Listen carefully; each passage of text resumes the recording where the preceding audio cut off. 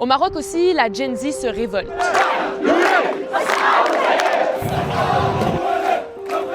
Des centaines de manifestants se sont rassemblés dans les rues des grandes villes marocaines ces derniers jours.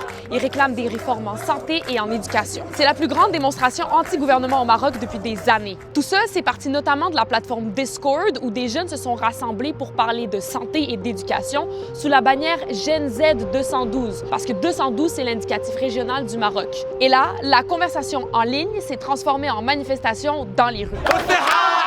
Les manifestants reprochent aussi au gouvernement de dépenser des millions de dollars en infrastructures en prévision de la Coupe du monde de football de 2030, alors que selon eux, les systèmes publics sont en décrépitude.